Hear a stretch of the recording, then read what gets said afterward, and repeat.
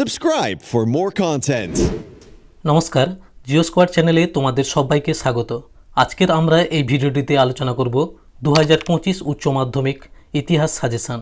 প্রথমেই জেনে রাখা উচিত এখানে ক বিভাগ এবং খ বিভাগ দুটো বিভাগ থাকে। প্রত্যেকটি বিভাগ থেকে 4টে করে প্রশ্ন দেওয়া থাকে, করতে হয় দুটি, অর্থাৎ ক বিভাগ থেকে দুটি প্রশ্ন, খ বিভাগ থেকে দুটি 8 নম্বরের প্রশ্ন থাকে। বাকি একটি বড় 8 নম্বরের প্রশ্ন, সেটা ক বিভাগ হোক খ বিভাগ হোক যে কোনো একটি বিভাগ থেকে করতে বলা হয়। অর্থাৎ টোটাল 5টা 8 নম্বরের প্রশ্ন, যাদের পূর্ণমান 40, এবং এই যে 8 নম্বর পুরোপুরি 8 থাকে না, 5+3 এইরকম নাম্বার বিভাজন থাকে। প্রথমে দেখে নেব বিভাগ ক। এই বিভাগ থেকে 4টে অধ্যায় রয়েছে, এর মধ্যে প্রথম, দ্বিতীয়, তৃতীয় এবং চতুর্থ অধ্যায় বিভাগ ক এর মধ্যে পড়ে। তো প্রথম অধ্যায় অতীতে ফিরে দেখা, এই অধ্যায় থেকে প্রথম যে প্রশ্নটা রাখা রয়েছে, একে পেশাদার ইতিহাস বলতে কী বোঝো ও পেশাদারি ইতিহাসের সঙ্গে অপেশাদারি ইতিহাসের পার্থক্য নিরূপণ করো। এই প্রশ্নটি এবছরের জন্য খুবই ইম্পর্ট্যান্ট। সাথে 2 নম্বরে মিথ বা পৌরাণিক কাহিনী ও কিংবদন্তি বলতে কী বোঝো। সাথে অতীত বিষয়ে মানুষের ধারণাকে এরা কীভাবে প্রভাবিত করে। এবং পরের যে প্রশ্নটা রয়েছে, আধুনিক ইতিহাস লিখন পদ্ধতি সম্পর্কে আলোচনা করো, যা 3 নম্বরে রাখা রয়েছে প্রথম অধ্যায় থেকে। নেক্সট, লোককথা কি, লোককথার বিভিন্ন বৈশিষ্ট্য সহ ইতিহাস চর্চায় লোককথার গুরুত্ব আলোচনা করো। এই ছিল প্রথম অধ্যায় থেকে বা অতীতে ফিরে দেখা অধ্যায় থেকে 4টে বড় প্রশ্ন। 4টে খুবই গুরুত্বপূর্ণ হলেও প্রথম, তৃতীয় এবং চতুর্থ প্রশ্নটি এবছরের জন্য খুবই ইম্পর্টেন্ট বলে মনে করা হচ্ছে। পরবর্তী বিভাগ ক এর দ্বিতীয় অধ্যায়, অর্থাৎ ঊনবিংশ ও বিংশ শতকের উপনিবেশিকবাদ ও সাম্রাজ্যবাদের সংস্থাপন। এই অধ্যায় থেকে, অর্থাৎ দ্বিতীয় অধ্যায় থেকে প্রথম যে প্রশ্নটি রাখা রয়েছে, একে সাম্রাজ্যবাদ বলতে কী বোঝো, সাথে সাম্রাজ্যবাদ স্থাপনের কারণ কী ছিল। নেক্সট 2 নম্বর, উপনিবেশবাদ ও সাম্রাজ্যবাদ বিষয়ে হবসন লেনিনের তত্ত্বটি লেখো। এটিও এবছরের জন্য খুবই গুরুত্বপূর্ণ বলে ধরা হচ্ছে। 3 নম্বর, নয়া উপনিবেশবাদ বলতে কী বোঝো, সাথে উপনিবেশবাদের সঙ্গে সাম্রাজ্যবাদের সম্পর্ক লেখো। এই অধ্যায় থেকে প্রথম 3টি যে প্রশ্ন রাখা রয়েছে, 3টেই খুবই গুরুত্বপূর্ণ, তবে দ্বিতীয় এবং তৃতীয় প্রশ্নটি অধিক গুরুত্বপূর্ণ বলে ধরা হচ্ছে। দ্বিতীয় অধ্যায় থেকে পরবর্তী যে প্রশ্নটি রেখেছি 4 নম্বরে, উপনিবেশবাদ বলতে কী বোঝো, সাথে উপনিবেশ স্থাপনের মুখ্য কারণগুলো কী ছিল। এবং পঞ্চম প্রশ্নটি হলো, নতুন বিশ্ব বা আমেরিকা মহাদেশে উপনিবেশীকরণের সংক্ষিপ্ত পরিচয় দাও। এই ছিল দ্বিতীয় অধ্যায় থেকে 5টি প্রশ্ন।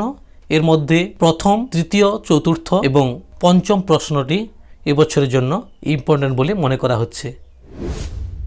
নেক্সট, তৃতীয় অধ্যায় উপনিবেশিক আধিপত্যের প্রকৃতি। এই অধ্যায় থেকে প্রথম প্রশ্নটি হলো, অবশিল্পায়নের কারণ লেখো, সাথে ভারতের অর্থনীতির উপর এর প্রভাব আলোচনা করো। এই প্রশ্নটিকে এবছরের জন্য খুবই ইম্পর্টেন্ট বলে মনে করা হচ্ছে। সাথে 2 নম্বর, ইস্ট ইন্ডিয়া কোম্পানির আমলে ভারতের ভূমি রাজস্ব ব্যবস্থার বর্ণনা দাও। এবং পরবর্তী 3 নম্বর যে প্রশ্নটা রয়েছে, ভারতে রেলপথ স্থাপনের উদ্দেশ্য ও প্রভাব লেখো। এই প্রথম 3টির মধ্যে প্রথম এবং দ্বিতীয় প্রশ্নটি গুরুত্বপূর্ণ।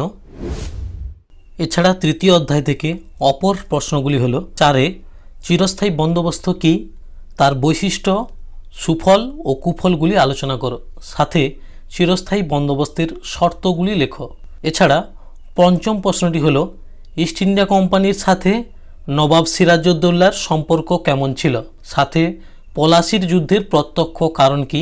এছাড়া ষষ্ঠ যে প্রশ্নটা রাখা রয়েছে, পলাশি ও বক্সারের যুদ্ধের তুলনামূলক ফলাফল আলোচনা করো, সাথে নানকিং সন্ধির শর্তগুলো কী ছিল।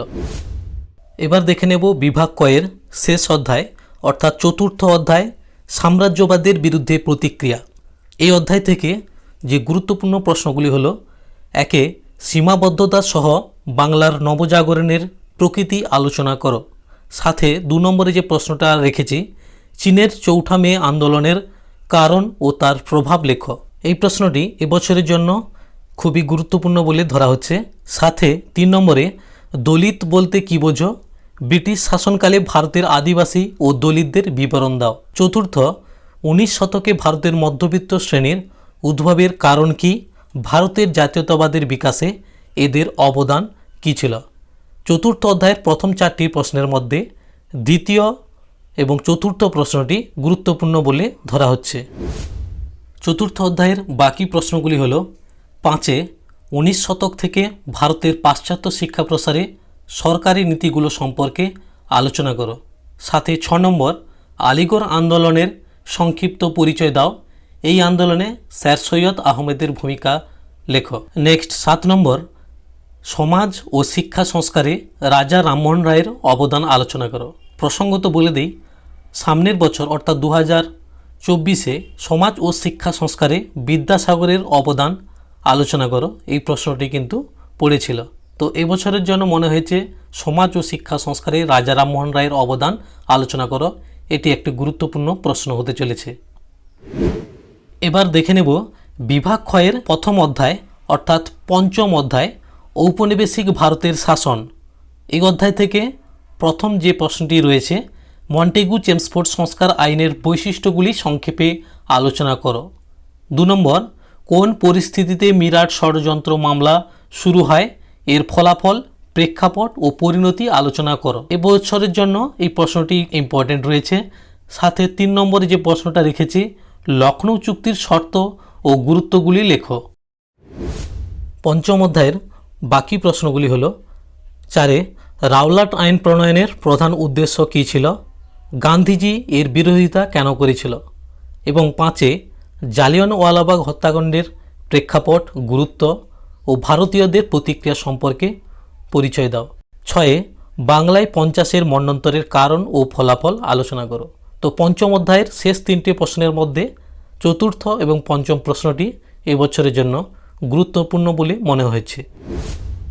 পরবর্তী ষষ্ঠ অধ্যায়, দ্বিতীয় বিশ্বযুদ্ধ ও উপনিবেশ সমূহ। এই অধ্যায় থেকে প্রথম প্রশ্নটি হল ভারত ছাড়ো আন্দোলনের প্রেক্ষাপটে আলোচনা করো। এই আন্দোলনে নারীদের অংশগ্রহণ সম্পর্কে টিকা লেখো। 2 নম্বর, ভারতের মুক্তি আন্দোলনে নেতাজি সুভাষচন্দ্র বসুর অবদান আলোচনা করো। প্রথম 2টি প্রশ্নই ইম্পর্টেন্ট রয়েছে। তৃতীয়, মন্ত্রী মিশনের পরিকল্পনা কী ছিল, এর উদ্দেশ্য ও প্রভাব লেখো। সাথে 4-এর যে লাস্ট প্রশ্নটা রয়েছে, ভারতের অন্তর্বর্তী সরকার গঠনের পটভূমি ও ফলাফল লেখো। তো ষষ্ঠ অধ্যায়ের প্রথম 4টি প্রশ্নের মধ্যে প্রথম 3টি প্রশ্নই ইম্পর্টেন্ট রয়েছে। এবার দেখে নেব বিভাগ ক্ষয়ের সপ্তম অধ্যায় অর্থাৎ ঠান্ডা লড়াইয়ের যুগ। এই অধ্যায় থেকে সবচেয়ে বেশি প্রশ্ন করতে হবে পরীক্ষার জন্য। তো এই অধ্যায় থেকে প্রথম প্রশ্নটি রেখেছি, ঠান্ডা লড়াই কী, এর তাত্ত্বিক ভিত্তি ব্যাখ্যা করো। ঠান্ডা লড়াইয়ের কারণ ও ফলাফল আলোচনা করো। সাথে 2 নম্বরে হোচিমিনের নেতৃত্বে স্বাধীন ভিয়েতনাম কীভাবে গঠিত হয়েছিল, মাও সেতুংয়ের নেতৃত্বে কীভাবে চীনের সমাজতন্ত্র প্রতিষ্ঠা হয়েছিল। সাথে 4 নম্বরে জোট নিরপেক্ষ আন্দোলন কি, এই আন্দোলনের প্রধান উদ্দেশ্য কী ছিল। অর্থাৎ সপ্তম অধ্যায়ের প্রথম 4টি প্রশ্নের মধ্যে দ্বিতীয়, তৃতীয় এবং চতুর্থ প্রশ্নটি গুরুত্বপূর্ণ বলে ধরা হচ্ছে। সপ্তম অধ্যায়ের বাকি প্রশ্নগুলি হলো 5 ট্রুম্যান নীতি ও মার্শাল পরিকল্পনা সম্পর্কে সংক্ষেপে লেখো।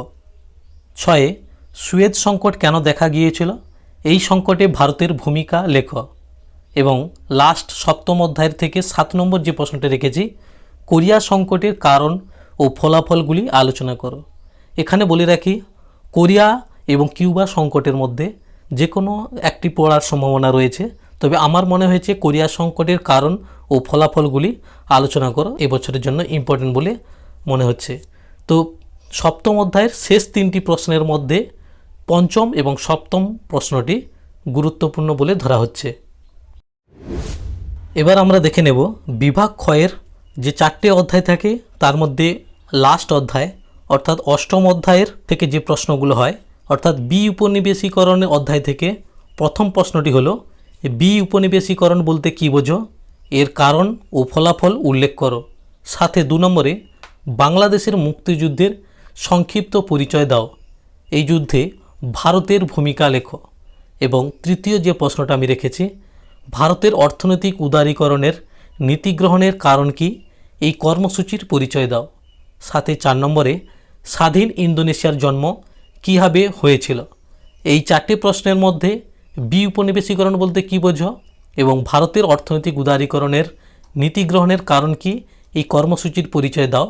এটি গুরুত্বপূর্ণ বলে বা ইম্পর্টেন্ট বলে ধরা হচ্ছে। অষ্টম অধ্যায় থেকে শেষ প্রশ্নগুলি হলো 5-এ ভারতের পঞ্চবার্ষিকী পরিকল্পনা গ্রহণের কারণ কী ছিল এবং 6-এ স্বাধীন বাংলাদেশের উত্থানে শেখ মুজিবুর রহমানের ভূমিকা কী ছিল। 7 নম্বরে আলজেরিয়া কীভাবে স্বাধীন হয় সে সম্পর্কে লেখো। তো শেষ প্রশ্ন 3টির মধ্যে ভারতের পঞ্চবার্ষিকী পরিকল্পনা গ্রহণের কারণ কী ছিল ও স্বাধীন বাংলাদেশের উত্থানে মুজিবুর রহমানের ভূমিকা কী ছিল, এই প্রশ্ন দুটি ইম্পর্টেন্ট বলে মনে করা হচ্ছে। এই ছিল 2025 উচ্চ মাধ্যমিক ইতিহাস বিষয়ক সম্পূর্ণ সাজেশান। যদি ভিডিওটি সম্পূর্ণ দেখে থাকো এবং ভালো লেগে থাকে অবশ্যই বন্ধুদের মধ্যে শেয়ার করবে এবং লাইক, শেয়ার এবং সাবস্ক্রাইব করে চ্যানেলটির পাশে থাকবে। Thank you.